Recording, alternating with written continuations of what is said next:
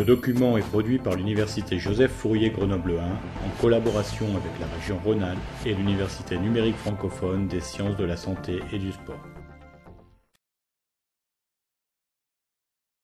Malgré l'importance de la vision, une grande partie de la communication se fait par l'audition. Par conséquent, la surdité peut être un handicap socialement plus gênant que la cécité. Ce cours va vous montrer comment un son, qui n'est autre qu'une vibration, est transformé en une activité nerveuse électrique, qui est la seule activité utilisable par le système nerveux. Voyons à quoi correspondent le son et l'audition. L'audition est la perception de l'énergie qui est transportée par les ondes sonores. Ces ondes sont des vibrations mécaniques d'un milieu. Ce milieu est le plus souvent de l'air.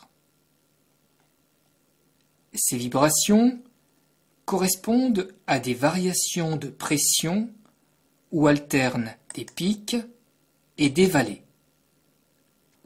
On peut illustrer ces variations de pression par des variations de densité des molécules de l'air qui se propagent comme les ronds générés par un caillou jeté dans l'eau. Vous pouvez en déduire que le son ne se propage pas dans le vide. Finalement, le son est notre interprétation des caractéristiques des ondes sonores, c'est-à-dire de leur fréquence, de leur amplitude, mais aussi de leur durée. Le cerveau traduit la fréquence des ondes en hauteur de son. La fréquence des ondes correspond à un nombre de cycles par seconde ou hertz. Un cycle est mesuré de pic à pic. Nous percevons les ondes de basse fréquence comme des sons graves, alors que les ondes de haute fréquence sont perçues comme des sons aigus. Un homme perçoit des sons dans la gamme 20 à 20 000 Hz, avec un optimum de perception entre 1000 et 3000 Hz.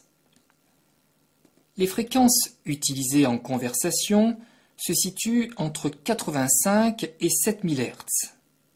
Les chauves-souris perçoivent les ultrasons, c'est-à-dire des fréquences de plusieurs dizaines de kHz, alors que les éléphants perçoivent les infrasons, c'est-à-dire des fréquences très basses. La puissance du son est notre interprétation de son intensité. Elle dépend de la sensibilité de l'oreille de chacun. L'intensité du son est mesurée par son amplitude sur une échelle logarithmique en décibels. Chaque augmentation de 10 décibels correspond à une augmentation de puissance de 10 fois. Une conversation normale est d'environ 60 décibels. Un concert de hard rock peut atteindre 120 décibels, ce qui peut endommager les récepteurs sensoriels de l'oreille. Nous verrons que ces récepteurs sont les cellules ciliées. Les dégâts causés par un traumatisme sonore dépendent non seulement de l'intensité et de la fréquence, mais aussi de la durée d'exposition au bruit. Hormis la hauteur et l'intensité, la phase est une autre caractéristique du son et correspond aux différences de temps entre des ondes sonores. Nous verrons que cette phase permet au système auditif de localiser les sons dans l'espace. Voyons maintenant les moyens qui sont mis en œuvre pour capter les sons et les transformer en un signal électrique. L'oreille se subdivise en 3 parties, externe, moyenne et interne. L'oreille externe se compose d'un pavillon fibro-cartilagineux ou conque et d'un conduit auditif. Ce conduit est enduit d'une cire, la cire humaine ou cérumen, qui a pour fonction de protéger est de lubrifier le conduit et le tympan. En effet, le conduit auditif est fermé à son extrémité interne par une fine membrane appelée tympan ou membrane tympanique. Cette membrane sépare l'oreille externe de l'oreille moyenne. L'oreille moyenne est constituée d'une cavité remplie d'air et d'osselets. Cette cavité, appelée caisse tympanique, est reliée au pharynx par la trompe d'Eustache. Cette trompe est normalement fermée, mais elle s'ouvre transitoirement pour équilibrer la pression de l'oreille moyenne et la pression atmosphérique, notamment durant la mastication, la déglutition ou le bâillement. Une inflammation peut boucher cette trompe, ce qui favorise la stagnation de liquide dans l'oreille moyenne et l'apparition d'une otite. Les trois osselets de l'oreille moyenne conduisent le son de l'environnement externe vers l'oreille interne. Il s'agit du marteau, de l'enclume et de l'étrier. Ces trois osselets sont attachés ensemble par un système d'articulation biologique. Le marteau est fixé au tympan, alors que l'étrier s'attache sur la fenêtre ovale, qui est une petite membrane. Il existe en fait un quatrième osselet, l'os lenticulaire, qui est localisé entre l'enclume et l'étrier. L'os lenticulaire est le plus petit os du corps humain. L'oreille interne est formée de deux structures sensorielles. D'une part, l'appareil vestibulaire, avec les canaux semi-circulaires. Vous verrez dans un cours spécifique que cet appareil assure le sens de l'équilibre. D'autre part, la cochlée, qui contient les cellules réceptrices de l'audition. La cochlée est un tube membraneux, enroulé comme une coquille d'escargot. D'ailleurs, on l'appelle aussi le limaçon osseux. Cette cochlée est localisée dans une cavité osseuse appelée labyrinthe. La fenêtre ovale et la fenêtre ronde sont deux membranes qui séparent la cochlée de l'oreille moyenne. La cochlée est divisée en trois canaux parallèles remplis de liquide. Le canal vestibulaire, le canal cochléaire et le canal tympanique. Sur une vue déroulée, on voit que les canaux vestibulaires et tympaniques sont accolés jusqu'à la pointe de la cochlée appelée apex. À ce niveau, les deux canaux communiquent par un orifice appelé hélicotrème. En revanche, le canal cochléaire est un tube borgne qui, lui, communique avec le système vestibulaire. La cochlée est remplie de liquide. Le liquide des canaux vestibulaires et tympaniques a une composition similaire au plasma, c'est la périlymphe. En revanche, le liquide du canal cochléaire ou endolymphe est plus riche en potassium et pauvre en sodium, comme les liquides intracellulaires. Vous verrez un peu plus loin que ces différences de concentration ionique vont servir dans l'une des étapes de transduction du son, c'est-à-dire dans la transformation du son en un signal électrique. Le canal cochléaire contient l'organe de Corti, qui est constitué de cellules ciliées, c'est-à-dire les cellules auditives, ainsi que de cellules de soutien. Cet organe repose sur la membrane basilaire et il est en partie recouvert par la membrane tectoriale. Ces deux membranes sont souples et bougent sous l'action des ondes qui circulent dans le canal vestibulaire. Les oscillations des membranes fléchissent les cils des cellules auditives. Comme les cellules gustatives, les cellules ciliées ne sont pas des neurones. La face apicale de chaque cellule ciliée présente 50 à 100 cils appelés stéréocils. Ces stéréocils ont différentes longueurs et sont disposés par hauteur croissante. Les cils les plus longs, ou kinocils, sont pris dans la membrane tectoriale qui recouvre les cellules. Les mouvements de cette membrane se transmettent alors aux stéréocils. Sous l'action des sons, les cils fléchissent dans un sens, puis dans l'autre. Les stéréocils sont reliés entre eux par des ponts protéiques. Ces ponts agissent comme des ressorts qui sont reliés à des portes. Ces portes ouvrent et ferment des canaux ioniques de la membrane du cil. Quand les cellules et leurs cils sont au repos, peu de canaux ioniques sont ouverts, environ 10%, et une faible quantité de neurotransmetteurs est libérée sur le neurone sensoriel primaire, c'est-à-dire sur le premier neurone de la voie auditive.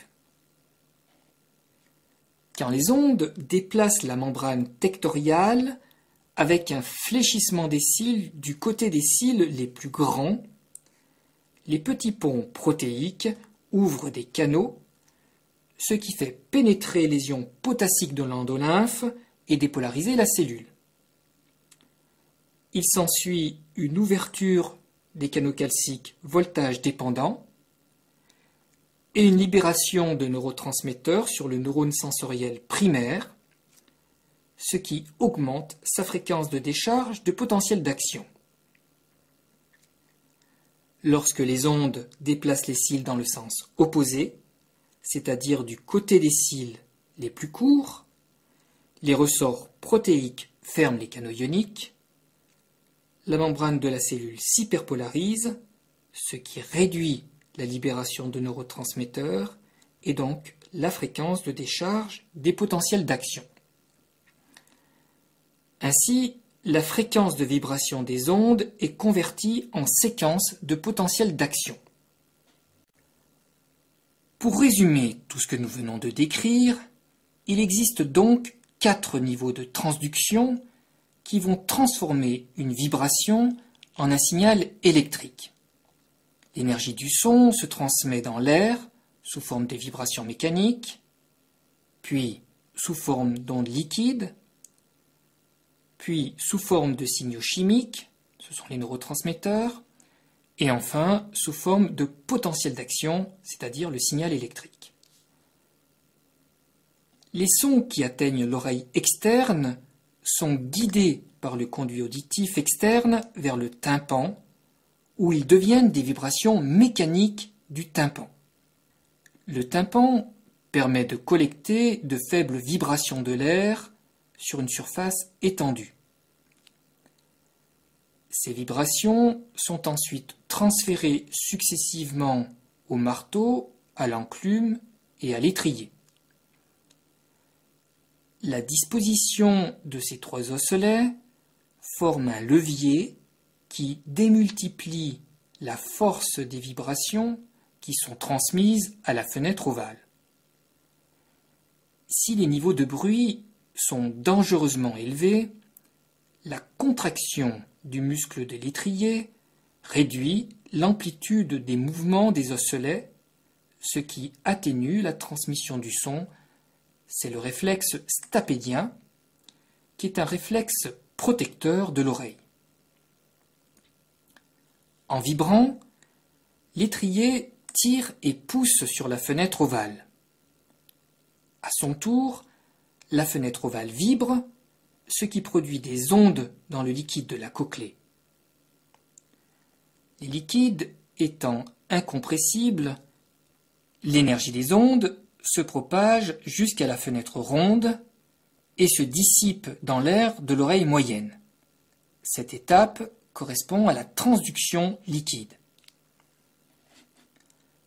En se déplaçant Dans la cochlée, les ondes poussent sur les membranes souples du canal cochléaire, c'est-à-dire les membranes tectoriales et basilaires, ce qui courbe les cils des cellules ciliées. Les mouvements des cils entraînent la libération de neurotransmetteurs sur les neurones sensoriels primaires, c'est la transduction chimique. Enfin, en se fixant sur les neurones sensoriels primaires, les neurotransmetteurs engendrent des potentiels d'action. Ces potentiels sont la véritable information codée électrique qui va parvenir au cerveau par l'intermédiaire des fibres nerveuses cochléaires du 8e nerf crânien, c'est la transduction électrique. Voyons maintenant les étapes de traitement du son. Nous avons vu qu'un son est identifié par sa hauteur et son intensité.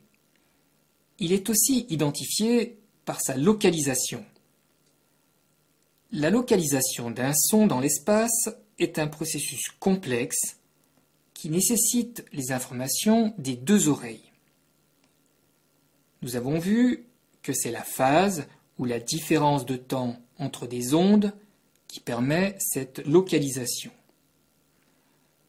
Cette identification de la localisation du son est traitée au niveau cérébral.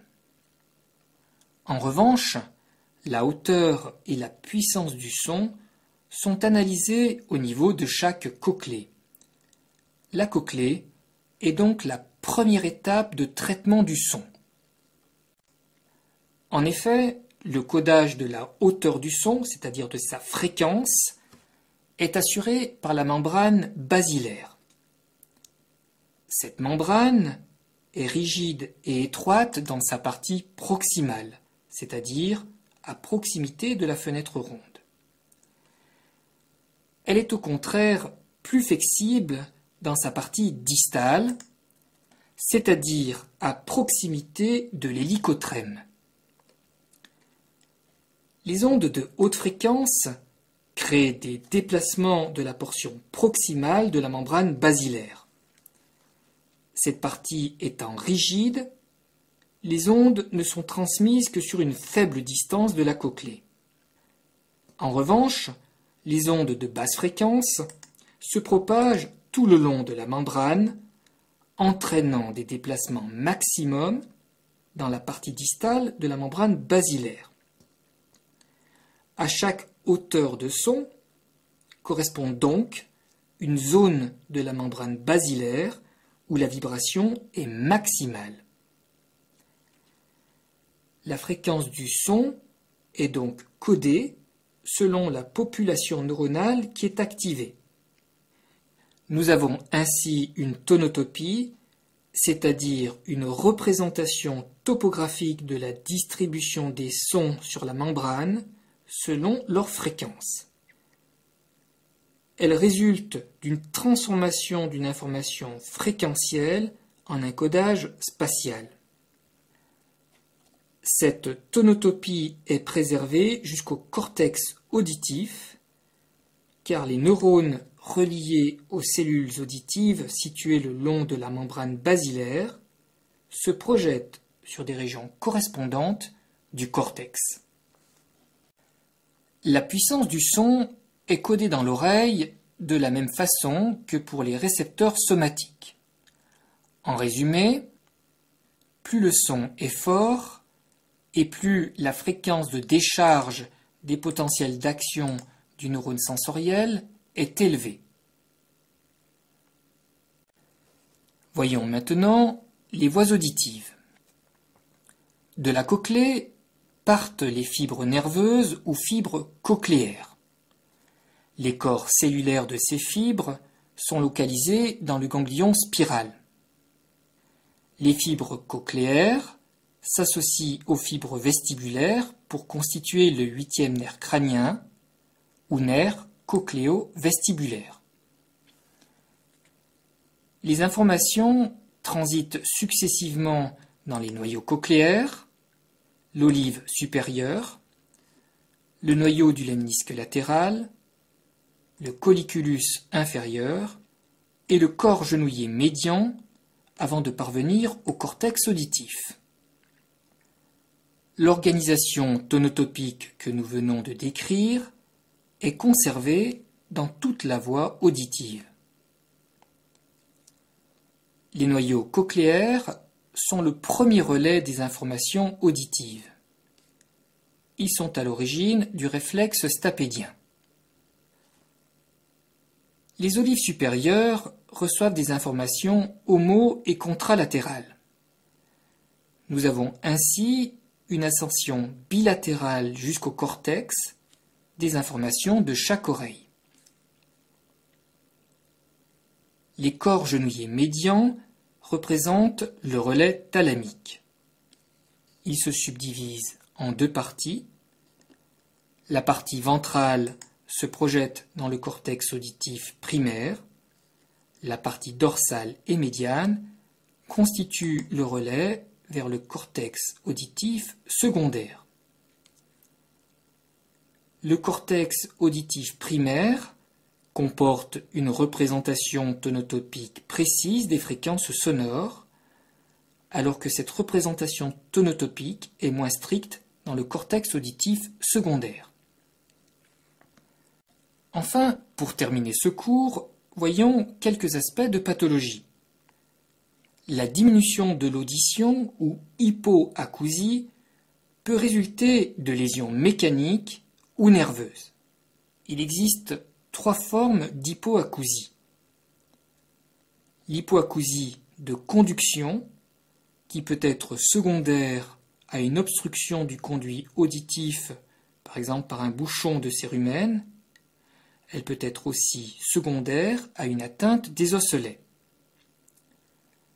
L'hypoacousie centrale, qui résultera de lésions des voies nerveuses jusqu'au cortex cérébral.